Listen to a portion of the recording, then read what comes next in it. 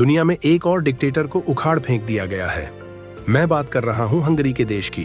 ये बंदा Victor Orban पिछले 16 सालों से देश का बेड़ा गर्क कर चुका था। यहाँ ये समझना बहुत जरूरी है, ध्यान से सुनिए कि इसने एग्जैक्टली क्या क्या किया। स्टेप 1, मीडिया को कैप्चर करना। इंडिपेंडेंट मीडिया हाउसेस की सरकारी फंडिंग बंद कर दी, सरकारी एड्स देने बंद कर दिए। ये सब करके हंगरी का लगभग सारा मीडिया इसकी गोद में बैठ गया। स्टेप 2, जुडिशियरी को कैप्चर करना। एक ऐसा कानून लाया कि जजों की रिटायरमेंट एज 70 साल से घटाकर 62 साल कर दी। हुआ क्या?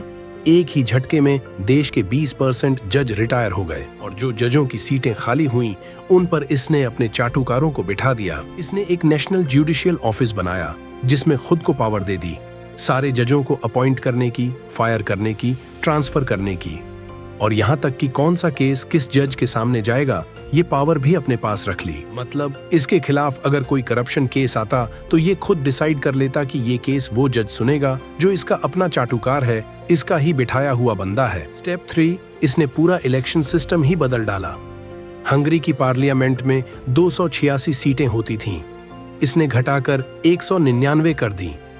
कॉन्स्टिट्यूएंसीज को ऐसे रीड्रॉ किया कि इसकी पार्टी को हमेशा एडवांटेज मिले और पूरा कॉन्स्टिट्यूशन बदल डाला। लेकिन असली कहानी यहाँ है दोस्तों, इतना सब करने के बाद भी इस डिक्टेटर को हंगरी की जनता ने उखाड़ फेंका और इसका सबसे बड़ा क्रेडिट जाता है अपोजिशन लीडर पीटर मग्यार को। इन्होंने लिटरली पैदल पूरे देश का चक्कर लगाया, डोर टू डोर गए, लोगों से मिले, दरवाजे खटखटाए और सबको समझाया कि देश किस हद तक गिर चुका है। और करप्शन की हालत तो इतनी बुरी हो चुकी थी कि ऑर्बन की सरकार में हंगरी को लगातार चौथे साल पूरे यूरोप का सबसे करप्ट देश माना गया। पीटर ने इन्वेस्टिगेटिव जर्नलिज्म का भी सहारा लिया, लाइव रिकॉर्डिंग्स की ऑडियो क्लिप्स लीक की, करप्शन का सबूत सबके सामने रख दिया। पिछले 1 साल में जनता ने भी अपनी ताकत दिखाई।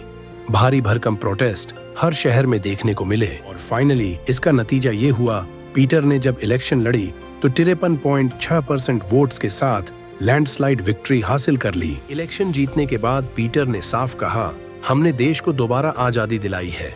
Together we have liberated Hungary. और सबसे बेहतरीन बात, जीतने के बाद ये उसी मीडिया चैनल पर इंटरव्यू देने जाते हैं जहां इन्हें बदनाम किया गया था, देशद्रोही कहा गया था, और सीधा उस जर्नलिस्ट के मुंह पर कहते हैं, मैं तुम्हारा चैनल बंद करवाऊंगा।